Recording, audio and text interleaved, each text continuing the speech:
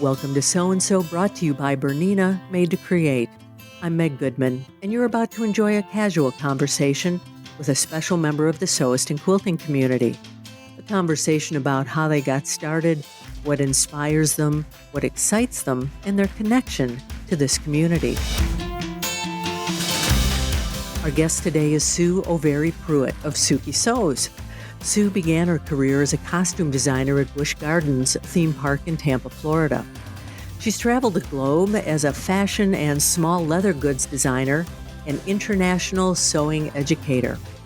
After the birth of her daughter Heidi, she began her business Sealed with a Stitch in 2010. In 2020, she married the love of her life, Joey, and their nicknames for each other are Bear and Sookie Bee, which inspired the rebranding to Sookie Sews and hence the Happy Bumblebee theme.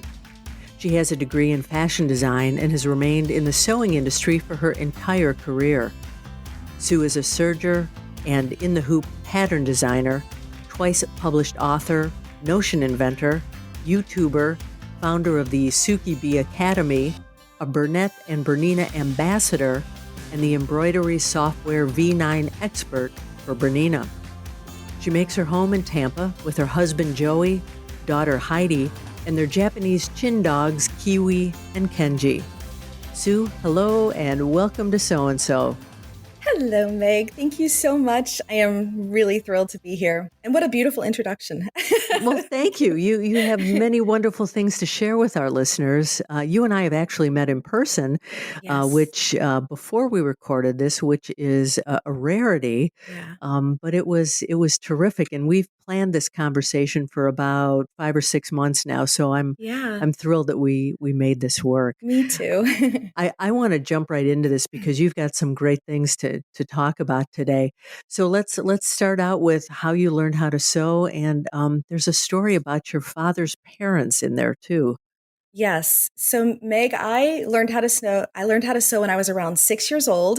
And I remember very specifically my mom teaching me how to make Barbie doll clothes because I wanted her to make me more. And she just said, no, I'm going to teach you how to do it. And I did hand sewing at first. And then I worked on her sewing machine, which was this old green Singer that lived in, for whatever reason, it lived in my brother's closet. I don't even know why, but that's where we did our sewing. And she would say, don't go too fast, Susie, because it'll give you an electric shock. And I thought, whatever, she's just saying that because she doesn't want me to go too fast. And like the machine legitimately would give you an electric shock if you would go too fast. So anyways, it taught me to pace myself appropriately. But my mom taught me how to sew, but my dad actually taught her how to sew, and his parents taught him. And as the story goes, my grandparents, my fathers, they met during the war, World War II, when my grandfather was on leave, and it was just love at first sight. And she was an up and coming fashion designer in New York. And so they ended up getting married and moving to upstate New York. And for whatever reason, my grandfather and his brother started an upholstery business. And my grandmother had like a little fashion shop in the back where she would make dresses for all the fancy ladies. And so, yeah, that's kind of how the whole story started. And from what I've been told, sometime in the early 50s, the upholstery wasn't doing so good. So they ended up making awnings. And so there was lots of new businesses opening. So all over upstate New York are awnings that were built by my grandparents. And so when I first started my business in 2010, I named it Sealed with a Stitch, and the logo was actually an awning, kind of to pay homage to my grandparents. So if it hadn't been for them, I don't know, it definitely propelled my passion for sewing. It's kind of been in your blood. Yeah. Do you remember the first thing you sewed? I do. I had sewed a little gingham skirt for my Barbie, and I had the rickrack for the hem. And then later on, I remember my mom knowing that was my first thing. She turned it into a little coin purse years later, and I'm pretty sure she still has it now. So, which is cool that she kept it. Now, you've said that you knew that sewing would be a lifelong career for you. How did you know that? Well, when I was in high school, I started getting really bad migraines. debilitating migraines. I was actually kept out of school for the remaining 2 years, so definitely my senior year, but half of my junior year. And because of that, I had a lot of time. I was either in bed, not feeling well, or doing schoolwork. And that's really when I started sewing a lot. I was making clothes. Anything I could get my hands on that was fabric, I was making stuff. There was a flea market that was close by that had like seconds or, like remnants of material. And if I'd go there, I would, bat my eyes. They would give me whatever was even left over from that. And I had like unlimited sources of material. But that's really what I just knew I loved sewing so much. And during senior year, I remember talking to my parents thinking there's no way they're going to support me going to school to be a fashion designer. There's just no way. And without any hesitation, I remember my dad specifically saying, yes, Mm. you need a college degree. I want you to always be able to take care of yourself. You have the gift. It's in your blood. Yes. So I just knew I knew it was for me. And it was nice to have my parents' support, and that's when I went to school for fashion. So sewing was kind of a therapy for you and then just took Yes. off from there. Yeah. I still get migraines. And that's one of the nice things about working for yourself, that depending on a good day or a bad day, I'm able to adjust my schedule. So it's sewing has always been, now it's what pays the bills, but it's always been like you said, a therapy. I just wanted to mention that. I have to ask, what happened to that green sewing machine? So I ended up having that until I was a freshman. It ended up going into my room finally, and we moved a few times between when it lived in my brother's closet until it was in my room. And I had a little sister, so we shared a room. And in high school, I remember getting my first sewing machine, and it was also a Singer. But I also got my first serger then too. And then the green machine, I think it just made its way to the trash. I don't know. It's definitely where it belonged. It had done enough damage, but yeah, hey, it was my first machine. I like the built-in zapper that kept you from going fast. Yeah, exactly. Exactly. Oh my goodness. So you've traveled a lot. You've been to China 22 times. You've been to France, Istanbul, England, many other countries. Tell us what's taken you to these places, and can you share some of the stories of your adventures while you were there? Oh, I have traveled. Yes, Meg. That's one of the things when I did meet my husband, we both had in common that we both have traveled extensively. Now, all of my travel, except for one time going to France, was when I was really young. While I was 21, my parents went to France, and so I tagged along with them. But other than that, uh, everywhere I've ever been has been for work. And China specifically was for a company I worked for where we did leather manufacturing. And I was hired, there's actually two divisions in the company, and I was hired to be the designer. And this company made 100% at the time of the Verizon cell phone Mm, cases, like the original flip sure. style leather cell phone cases. And they made their mint there. However, there was new customers. There was young people, and no, they didn't want to carry these ugly black leather flip phone cases, and they were making new phones. And when I joined the team, they wanted a younger, fresher approach at things. And it was a cool job. I have to admit, it took me all over the place, and ultimately China the most. But my experience there was wonderful as a culture. I loved the food. I loved the people. I have two very close friends that I met while I was there, and they're still in my life. As a They're very humble. They're very thankful as a people. And so when I would go, all the times I was in charge of the sample team. So I would design something. I'd go over there. It was always because of deadlines or a show, or a customer wanted us to do something.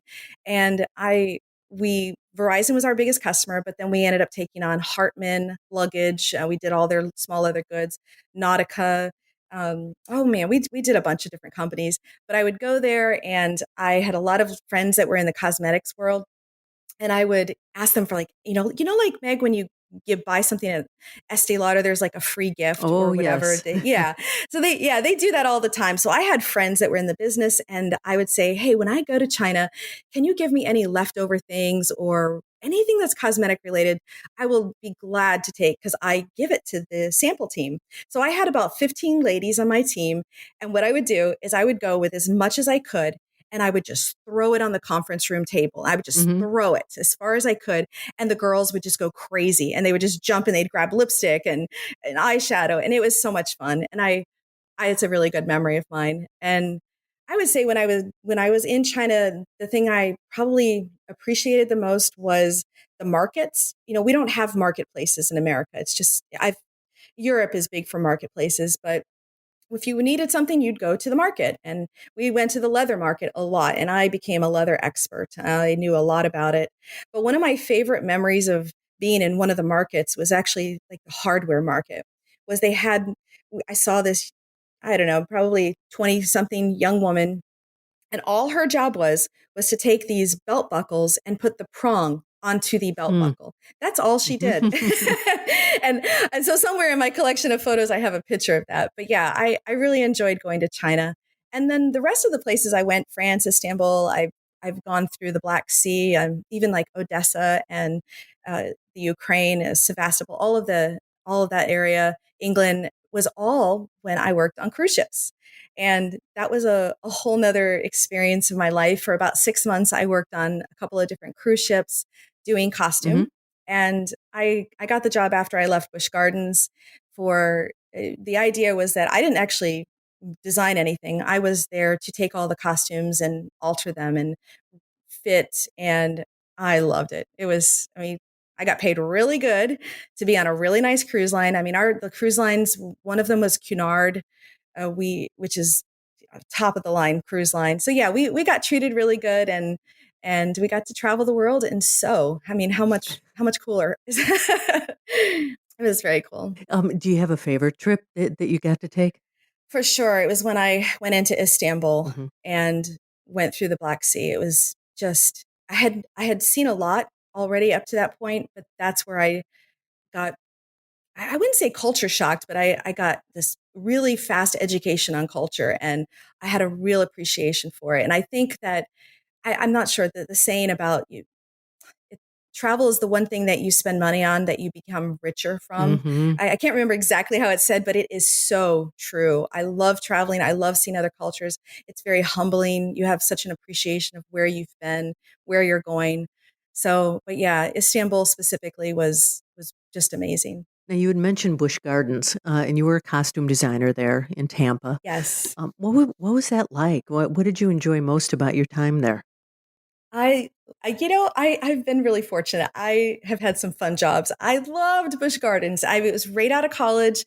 I was the top of my class in college. And so me and the salutatorian were given the opportunity to tour all of the local businesses that were potential places for us to work. And so I toured, and my plan out of college was to get a good job with good benefits, maybe doing pattern drafting, and I had met the people I was very interested in working for. I pretty much got hired on the spot. If I had wanted the job, it would have been mine. But then these two walk in from Busch Gardens, and Lauren and Marilyn. Those were my ultimately my bosses. And my brain didn't even think about costumes. I had made costumes. I had actually done quite a bit during college to make extra money, but yeah, when I met with them, it was amazing. And so she said, "Hey, listen, we'd love for you to come in, do an interview, but really we need you to test out. We need to test your skills." And so I go in there pretty confident, like I'm the top of my class, I I can sew anything. What are you going to test me with? I got I this. just got I'm top. good. Yeah, I got this. And she pretty much took a long metal teeth zipper that was, I don't know, maybe 24 inches long. And she said, "All right, I want you to put the zipper in. No problem." And then she hands me this spandex material.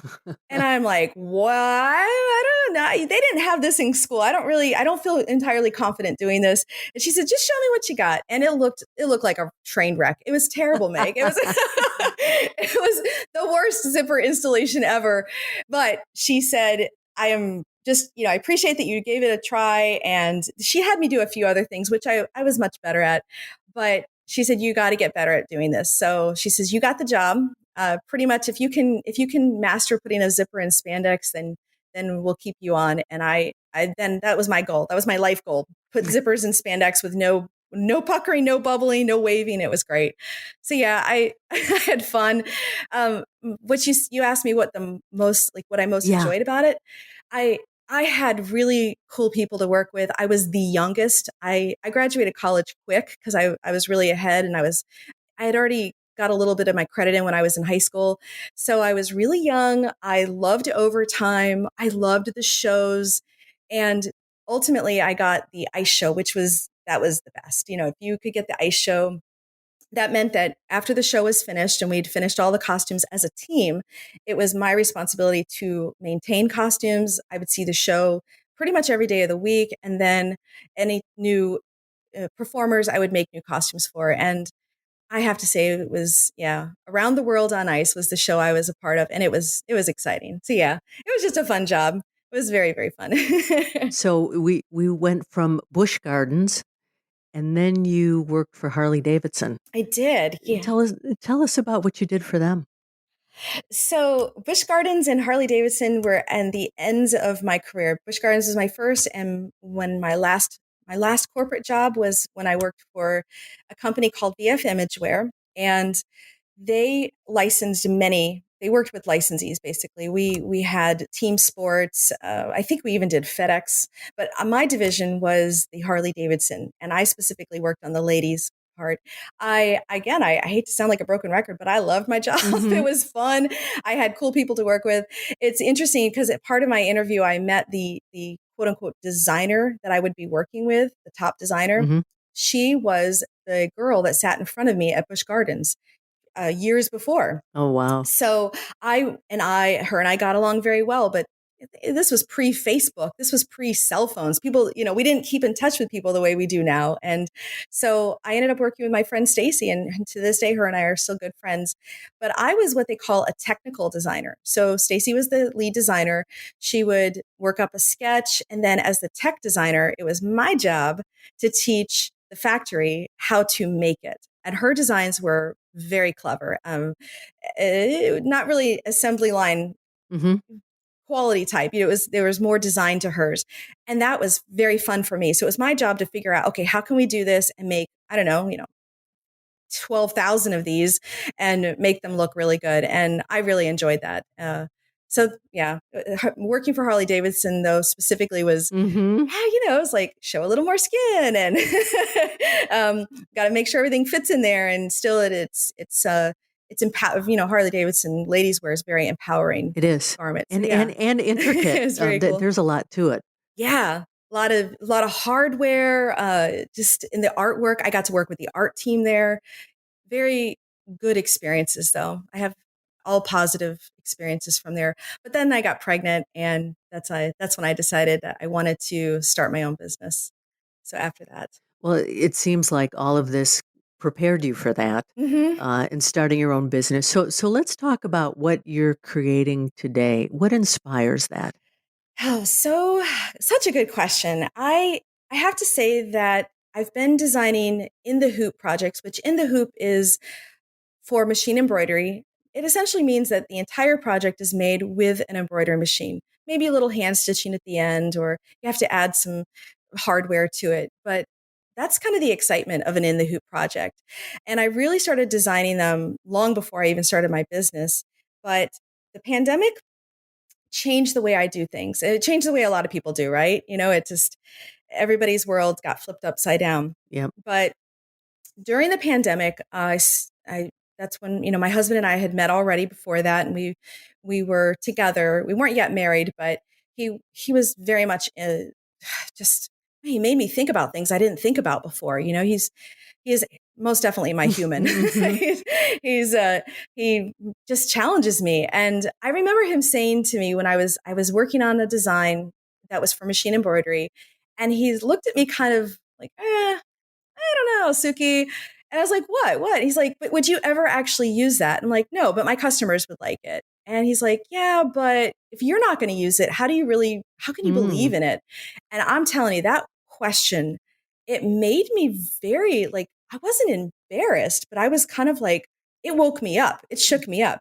And so during that time, it really made me think about like, yeah, if I'm not even going to use this or it's going to just go into the closet, I wouldn't put it in my own home. I wouldn't put it on my Hmm. body. How, I don't know. I can't really feel like it represents me as a designer. And that conversation really changed the way I design. So everything that I design, and I'm telling you, my husband has got the eye. He's just good at stuff. And I'll show him something and I'll show him a sketch maybe, or I'll show him some fabric and he'll just look at me and say, "Yep, I can see that on you," or "Meh, no, we're not going to put we're not going to put that in our house." And so, yeah, it really changed the way I design things, and I love it, and I love him for challenging me like that because it really made me better. Hey, it's Amanda Murphy from Amanda Murphy Design. You know that dream studio you have in your head with every machine, notion, and accessory you want? We've all got one, and I just designed mine at BerninaSweepstakes.com. I put all my favorite machines in my dream studio, along with my sewing room sampler 2 quilt featuring, what else? A Bernina. Make sure you're in to win Bernina's Dream Studio giveaway. Design your own dream studio at BerninaSweepstakes.com today. Dream it, design it, win it.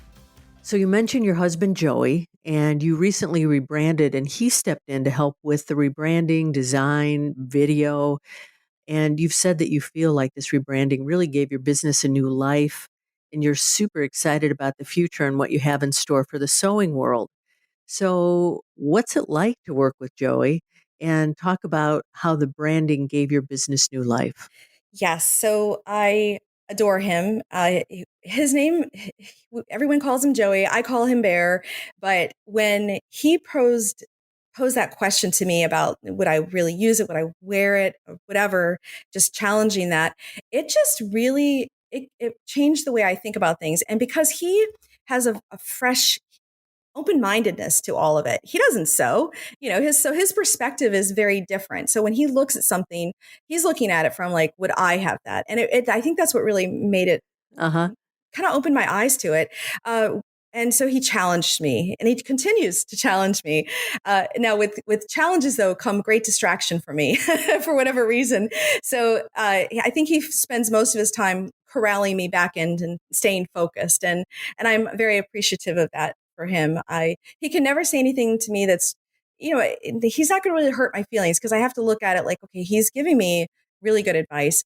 And so working with him, and I wish we could work more together. He's got his own things he does, but we work together on video, definitely branding. If there's anything of the bumblebee look, my nickname is Sookie Bee. So we put this cute little bee on everything with this beautiful yellow, happy color.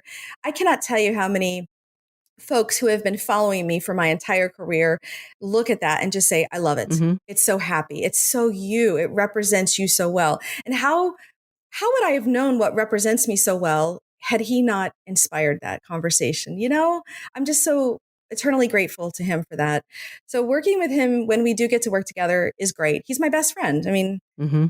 we get along really good, and yeah, it's absolutely given my business new life. And we when I went to this last time when I got to present publicly a whole new line of patterns, I could see me in it, but I could also see him Mm-hmm. in his inspiration to it. And he's very good at color. He's really good. So I'll sketch something and he'll kind of help me put things together. So yeah, we're a good little team, and I hope we get to work together more and more in the future because he's fun to be with. Now, you call yourself a solo entrepreneur. What does that mean? Well, I love the term solo entrepreneur because to me, it's very empowering. It's solo. I do it myself. And until I had met him, I ran my business from top to bottom without any help.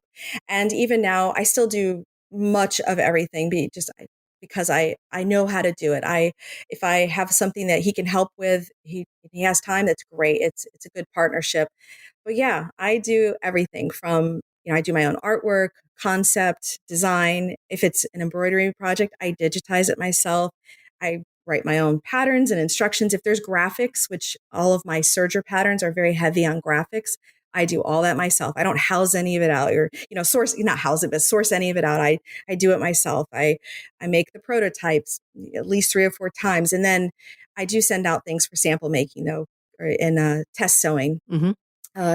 And video and editing and social media. And it's so nice to have his help with things. But at the end of the day, it is my business. It is my face on there. So I want to make sure that I have my hand in it. And I sometimes think, because there's been opportunities where I could have grown my business to the next level, but I'm also very content with what I do. And it provides for my family, and it allows me to have to see things grow where I can still have control over them. And that's why I say I'm kind of proud to be a solo entrepreneur. It's very comforting. I have control over the things that I want. And when I need help, I'm comfortable asking for it. So you're excited about the future. You've got some things in store for the sewing world. Yeah. So what's next for you? Well, I have to say that I'm living my dream right now. I get to do what I want. And I remember deciding on what to be when I grow up. We've talked about that, but what do I want to be when I grow up? Well, I remember my dad telling me, when you choose a career, when you think about what you want to do, just remember to make sure that you like it, because you get to do that every day. Yep. For the rest of your life. And he didn't say you have to do or you got to do, like you get to. So make sure it's something that you're really excited about. And so I do believe that I'm living my dream. I get to do it. And what's next and what's the future of Sookie Sews? Well, we are on a path right now of creating serger patterns. The Bernina came out with this beautiful, breathtaking line of new sergers in the past couple of years. And when I got my hands on the machine that I have is the Bernina L890, I'm going to tell you, I haven't gotten excited about a machine in a very long time, because I've been in this business my whole life. But when I saw that machine, I'm like, I want to marry this machine. I love this machine so much. And it has so many capabilities and it's so friendly. It's just a really nice machine. Right now I'm really focused on designing serger patterns. I'm peeking in a few in the hoop here and there, but we've got some exciting future plans with sew-alongs, and our YouTube channel has grown really well. We're almost at 40,000, and we're really proud of that. So video is something that my husband and I do well together. We've got some really great virtual classes that are coming up, and some very exciting video courses. So there's definitely some exciting things coming in the future. We've talked about a lot of things today. Is there any question I didn't ask you that you wish I had? No, you're an amazing interviewer. So you are in the right position. No, I've really enjoyed being able to share my story with you, Meg. Thank you so much. Oh, my pleasure. This has been wonderful. I've enjoyed your enthusiasm, and I really want to thank you for sharing your story today. If any of our listeners would like to reach out to you, and I have no doubt they would, what's the best way for them to do so? Well, if you go to Google and you type in Sookie Sews, and it's SOOKIE and then Sews, SEWS, you can find me everywhere. I go to our website. I recommend, we're on Instagram, Facebook, and I have a Facebook fan club that is very active. They love posting pictures. You just have to go on Facebook and ask to join. And then our weekly newsletter, the Weekly Beehive, we call it. Mm-hmm. And that's a great way to stay up to date on everything that Sookie Sews. Thank you again for joining us today, Sue. This has been great. Thank you so much, Meg. Well, there you have it, another story about someone just like you, someone for whom sewing and quilting is so much more than a hobby. It's a way of life. It's a connection to something bigger.